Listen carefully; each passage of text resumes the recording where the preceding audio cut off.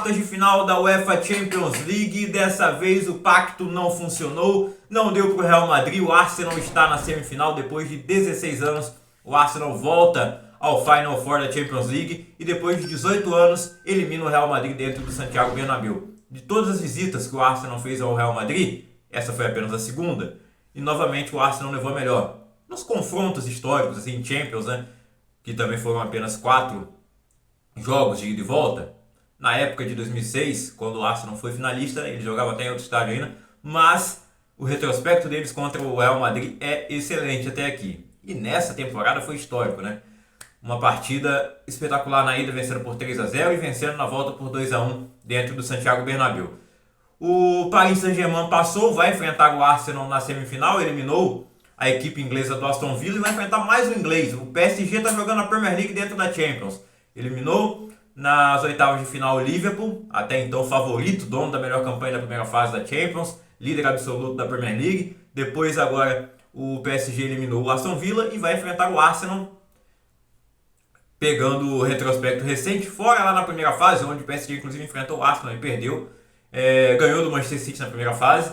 O PSG enfrentou vários ingleses ao longo da Champions e tem indo bem. A gente vai entrar mais a fundo no jogo do PSG, que foram 2 jogaços, né, do PSG, tanto na França quanto lá na Inglaterra.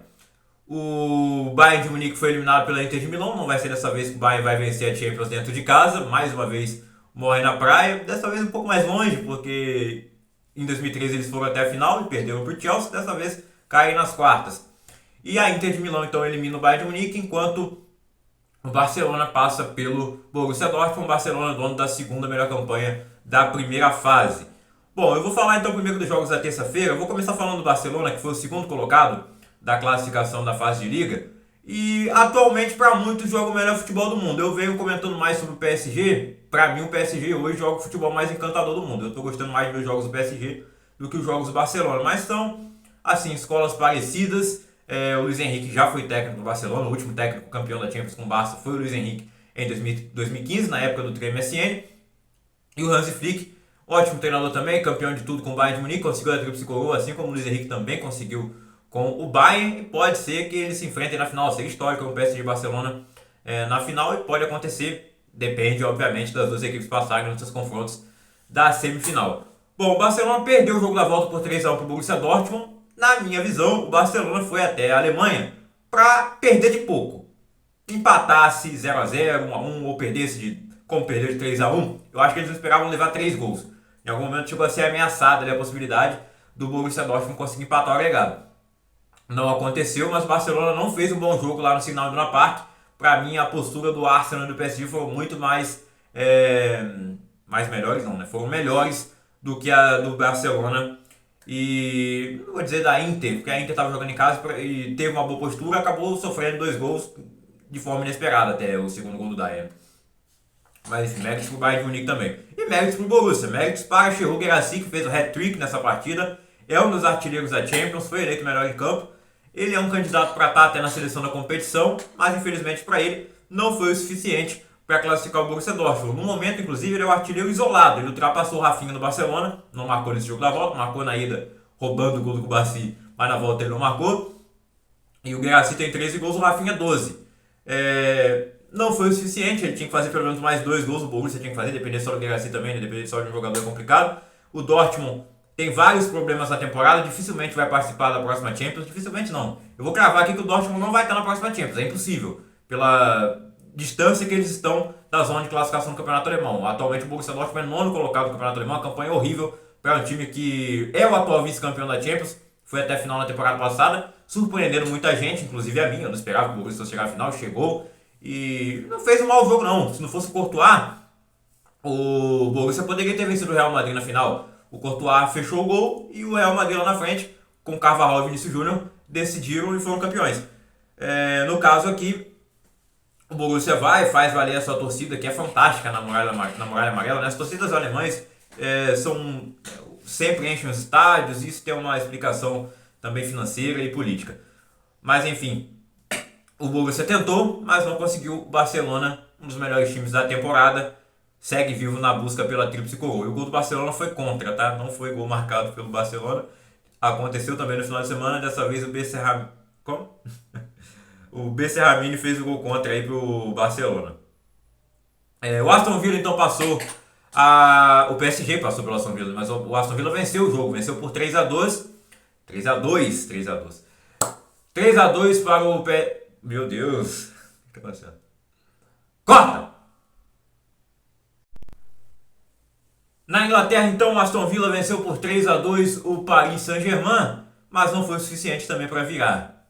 Olha, grande jogo do Aston Villa, grande jogo do PSG. Começou indo para cima. Claro, o Aston Villa teria que ter mais ímpeto ofensivo por estar jogando em casa, precisando da virada. Perderam o jogo na França por 3-1 e vencem por 3-2 na Inglaterra. Mas foi um jogo que o PSG foi lá para liquidar a parada. Ele não foi simplesmente para jogar com o resultado debaixo do braço. Abriu 2-0 com o gol da dupla de laterais aí, a melhor dupla de laterais do mundo hoje é Hakimi e Nuno Mendes. O que esses dois estão jogando na temporada é um absurdo.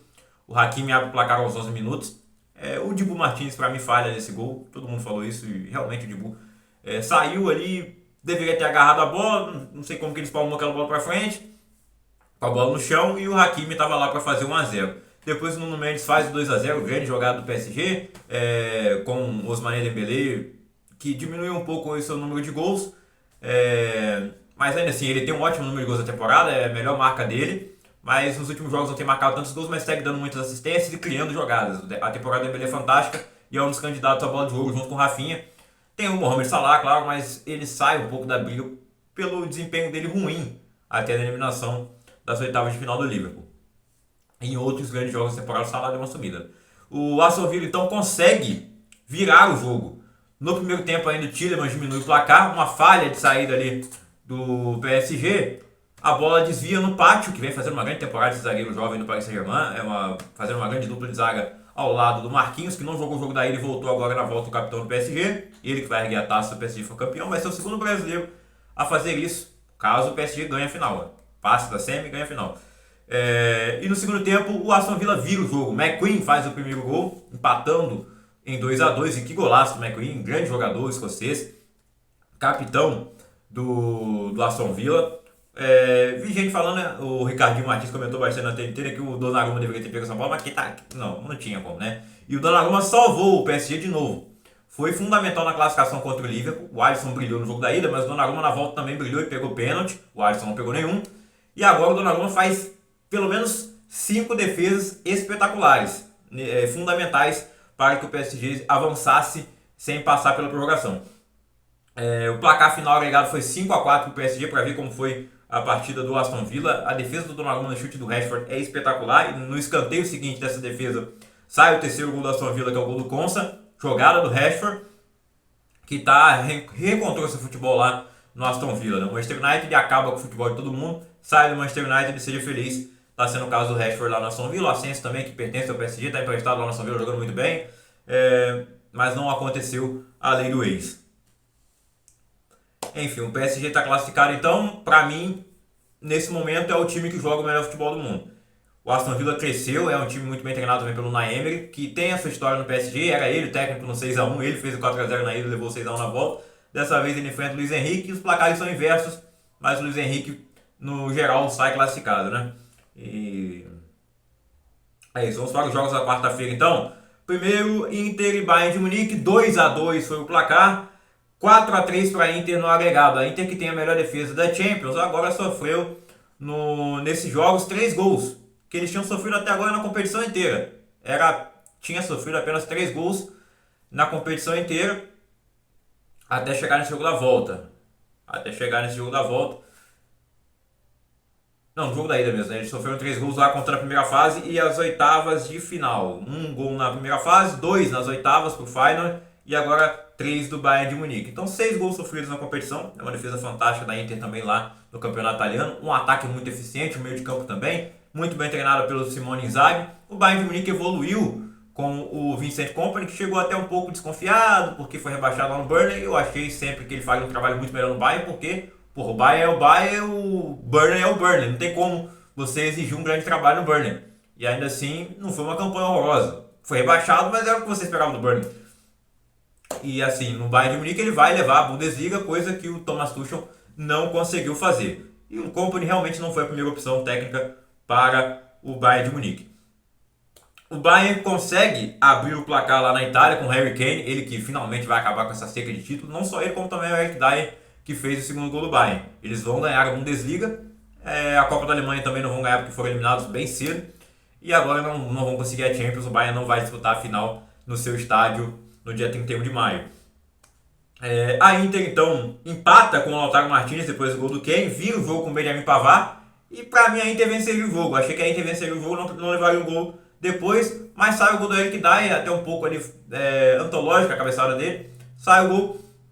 Depois o Thomas Müller tem uma chance para fazer, empataria o jogo, levaria para prorrogação, mas não aconteceu, e o Thomas Müller se despediu da Champions League. Ele, ou não, né? A gente não sabe qual será o destino dele, pode ir para outra equipe europeia que jogue a Champions na temporada que vem, mas talvez ele vá para outro mercado, né? MLS, Mundo Saudita, ou até mesmo futebol brasileiro, quem sabe.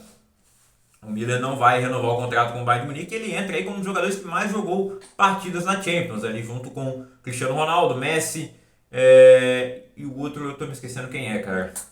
Mas o Thomas Müller tá nesse panteão aí, um jogador histórico e deveria receber muito mais reconhecimento do que ele recebe, na minha opinião.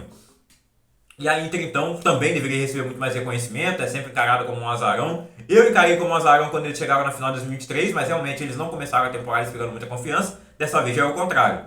Acho que a Inter tem totais condições de passar pelo Barcelona, embora tenha o favoritismo da parte culé, mas vai ser um melhor ataque da Europa contra a melhor defesa. Vai ser um confronto assim imperdível.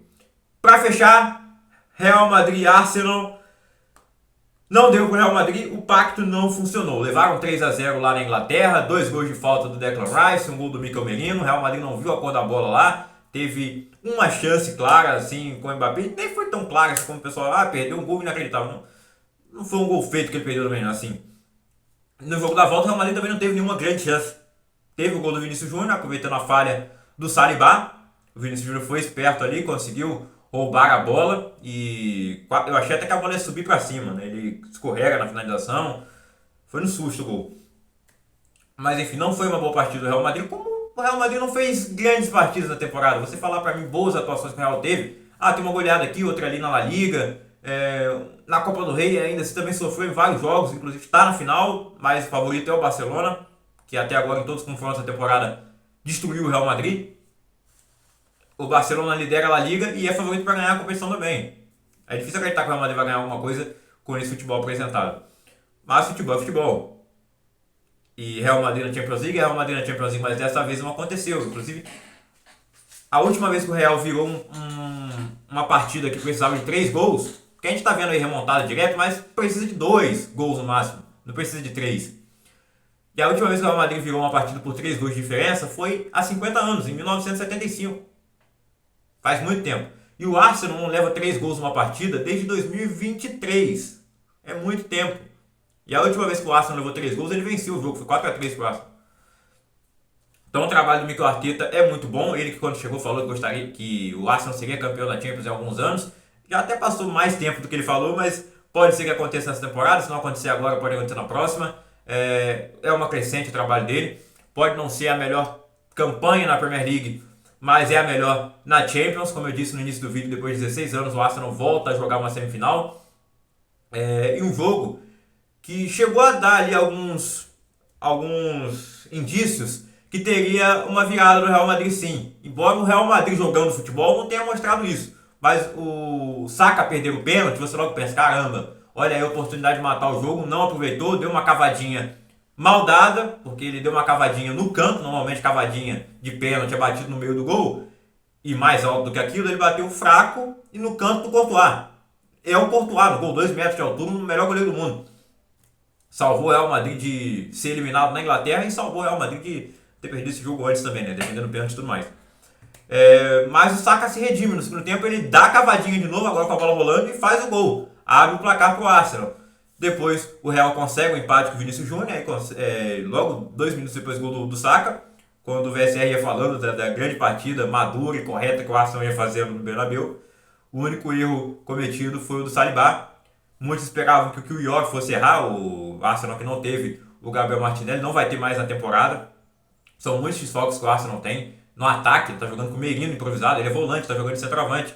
Gabriel Jesus machucado, Havertz machucado, e machucou o Martinelli. O Magalhães, que era o melhor zagueiro da equipe junto com o Saliba. Fica a discussão quem era melhor, mas o Magalhães era um dos artilheiros da temporada até, né? Sempre fazendo muitos gols. O Merino também, os jogadores de defesa do Arsenal sempre aparecem muito bem ofensivamente.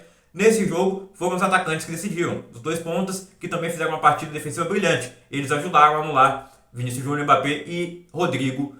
E críticas a esses três, principalmente a Rodrigo e Mbappé. O Vini ainda marcou o gol dele, foi o que mais tentou fazer alguma coisa, embora ele não tenha conseguido acertar quase nada, sem seu gol. Mas ele não se eximiu. O Mbappé também não se eximiu. Agora o Rodrigo, cara, realmente teve uma partida muito ruim, que ele parecia estar jogando na seleção brasileira, né? A gente vem criticando essa postura do Rodrigo na seleção, e foi uma partida de seleção do Rodrigo no Real Madrid, que já vem tendo alguns jogos, como na ida também foi muito mal. O Ancelotti até coloca mais minutos pro Endrick nessa partida, ele tem uma boa chance de fazer um gol e acaba desperdiçando, chutando para fora, mas não vamos crucificar o garoto. Acho que ele merece ter mais oportunidades, não sei se alguém pode acabar saindo desse time. Muitos agregam a má fase do Real Madrid e colocam a culpa no Mbappé, eu discordo completamente. Ele é o melhor jogador do Real Madrid na temporada, dos atacantes, né? Você pode dizer talvez seja o Courtois o melhor, o Valverde. Mas o atacante com mais gols é o Mbappé, é um dos artilheiros da La Liga. Se o Real Madrid está brigando pelo título lá, são graças aos gols do Mbappé. E ele também foi decisivo para o Real passar contra o City lá na pré-oitavas. Então o Mbappé não é o culpado. O Real Madrid, o Ancelotti não conseguiu fazer esse time jogar com o Mbappé no time e sem o Toni Kroos principalmente. O maior problema do Real Madrid é a ausência do Toni Kroos, que se aposentou no auge da carreira. É até estranho você ver, cara, o Neymar não consegue jogar com 33 anos, mas ele insiste. Espero que ele consiga voltar a jogar, mas o Kroos sem nenhum problema de lesão, sem nada, se aposentou no auge e está fazendo uma falta tremenda pro Real Madrid, inclusive, né? E o Carvajal também é outro desfalque com muito sentido, porque o Lucas Vázquez não tem condição de jogar uma partida como lateral, cara. Uma partida desse nível. Na La Liga pode funcionar, na Copa do Rei, mas quanto um time como o Barcelona, a gente viu o que aconteceu, como o Arsenal, não dá pro Lucas Vázquez jogar lateral. Por isso, muitas vezes, até o Valverde foi improvisado e jogou melhor que ele lá. Mas aí, se o Valverde vai pra lateral, desfalca o meio, que já não tem o Kroos. Então, se você não tiver o Valverde também, é complicado. Desfalques na zaga. A Alaba se machucou várias vezes desde o ano passado e o Ancelotti não trouxe ninguém. O Florentino não trouxe ninguém pra zaga. Então teve que subir o Asensio, que foi um bom achado, inclusive cometeu o pênalti nesse jogo, que pra mim não foi. Teve um pênalti pro Real Madrid, marcado em campo, que depois foi retirado corretamente. Pra mim não foi pênalti nenhum dos dois lados, porque antes do Asensio fazer o pênalti, que ele realmente faz, mas ele sofre a falta antes. Então eu acho que não deveria elas por elas, até porque o pênalti do Asensio não anulou em nada a jogada. O cruzamento foi fechado e o jogador, que se não me engano era o Merino, não ia chegar. Enfim, não muda em nada, né? Não foi gol, depois o Arsenal foi lá e fez o saco e tal, e o pênalti do Real Madrid realmente não aconteceu no Mbappé, e se tivesse acontecido, provavelmente seria gol, porque o Raya dificilmente defende pênalti. A não ser que o Vinícius perdesse de novo como ele perdeu contra o Atlético de Madrid. E eu acho que o Atlético de Madrid faria um jogo bem mais equilibrado contra o Arsenal, viu?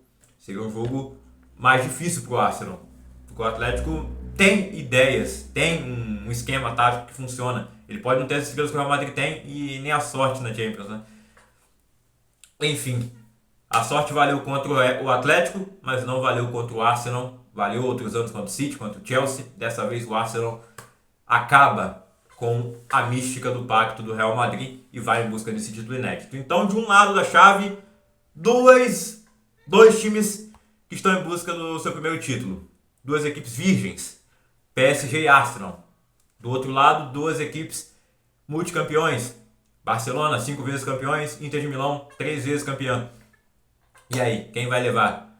Eu normalmente torço pelo título inédito. Gostaria muito que a final pudesse ser Arsenal e PSG. Infelizmente a chave não permitiu isso. Mas ainda assim, se for uma final entre Barcelona e PSG, vai ser fantástica. Barcelona e Arsenal também, uma reedição de 2006. Uma revanche para o Arsenal. Para o PSG também, contra o Barcelona, seria muito interessante, né? O Luiz Henrique enfrentando o time no qual ele deu a última Champions, valendo a bola de ouro talvez para Dembélé e Rafinha. Eu não sei se dá para considerar algum jogador do Arsenal como favorito à bola de ouro, mas assim, se o Rodri ganhou a bola de ouro, por que o Rice não pode concorrer? Ele foi eleito melhor em campo ontem, para mim, não sei se teria sido ele ou o Merino, assim, jogou demais o meu Rice, deu assistência pro gol do Martinelli. Vamos ver aí o que vai acontecer nessa disputa da bola de ouro do The Best, né? A Inter também tem os seus jogadores para concorrer. O Lautaro Martinez, temporada fantástica, a imagem do Lautaro comemorando o gol nesse jogo vai ficar pra história, cara. Pra mim foi a imagem dessa parte final. Que foto fantástica ali. Na hora da transmissão já foi impactante. Depois vendo a foto pós-jogo. Absurdo. Deve estar aí na thumb aí, pelo menos um pedaço dessa foto do Lautaro comemorando com a torcida da Inter. Ele que é o jogador estrangeiro com mais gols na história da equipe italiana. Enfim, o vídeo já está bem grande, então eu vou pedir para você mais uma vez deixar o like, se inscrever no canal se ainda não tiver se inscrevido, caso ainda não seja inscrito, compartilhar o vídeo e comentar aí seu palpite para a final, qual vai ser a final, Barcelona e Arsenal, Barcelona e PSG, Inter e Arsenal, Inter e PSG, qual vai ser a final? Comenta aí. E vai ter show do Linkin Park na final, lá na Alemanha, vai ser Absolute Cinema, não vou poder ver no Allianz, mas essa eu quero ver no cinema, diz você aí onde você pretende ver a final da Champions. Curtiu? Tamo junto.